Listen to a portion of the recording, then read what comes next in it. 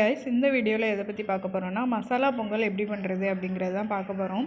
First வந்து ஒரு சட்டியில் வந்து கொஞ்சம் நெய்யும் எண்ணெயும் ஊற்றி அந்த நெய் வந்து உருகினதுக்கப்புறம் அது கூட வந்து ஜீரகம், பெருங்காயம், கொஞ்சோண்டு இஞ்சி துண்டு, ஒரு பச்சை மிளகா, பெரிய பச்சை மிளகானா 1 போடுங்க, சின்னதுன்னா 2 போடுங்க.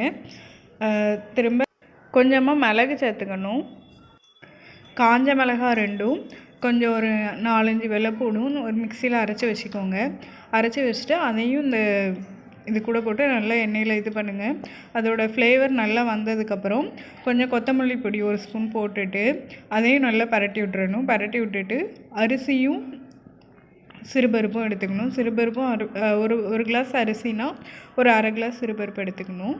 அதை வந்து தண்ணியில் ஒரு 10 நிமிஷம் ஊற வச்சுட்டு அதுக்கப்புறமா நல்லா கலவை கூட சேர்த்து நல்லா பரட்டினதுக்கப்புறம் பார்த்திங்கன்னா கொஞ்சம் அதோட ஃப்ளேவர் எல்லாமே ரைஸ் கூட மிக்ஸ் ஆனதுக்கப்புறம் தேவையான அளவு தண்ணி ஊற்றணும். தண்ணி அளவு பார்த்திங்கன்னா நம்ம குக்கரில் வைக்கணும்னா இப்போ 1.5 கிளாஸ் எடுத்துருக்கோம் அப்படின்னா நார்மலாக 3 கிளாஸ் வைப்போம். இது வந்து கொஞ்சம் குறைவாக வேணும் அப்படிங்கிறதுக்காக ஒரு அரை கிளாஸ் கூட சேர்த்து 3.5 கிளாஸ் வைக்கலாம்.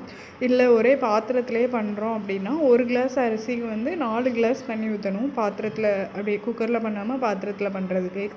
அப்போ வந்து நம்ம 1.5 கிளாஸ் எடுத்துருக்கோன்னா ஒரு 6 கிளாஸ் கிட்ட தண்ணி ஊற்றினா தான் கரெக்டாக இருக்கும். தண்ணி ஊற்றினதுக்கப்புறம் தேவையான அளவு உப்பு போட்டு நல்லா கொதிக்க விட்டு ஓரளவு லேஸ் தண்ணி இருக்கிற அளவுக்கு வந்ததுக்கப்புறம் அடுப்பை ஆஃப் பண்ணிவிட்டு கொஞ்சம் மேலே நெய் ஊற்றி பரிமாற வேண்டியதான். அவ்வளோதான், மசாலா பொங்கல் ரெடி ஆகிட்டு. நீங்களும் ட்ரை பண்ணி பாருங்கள். ட்ரை பண்ணி பார்த்துட்டு எப்படி இருக்குன்னு கமெண்ட்டில் சொல்லுங்கள். தேங்க்யூ ஃபார் வாட்சிங். Please subscribe my channel. Thank you.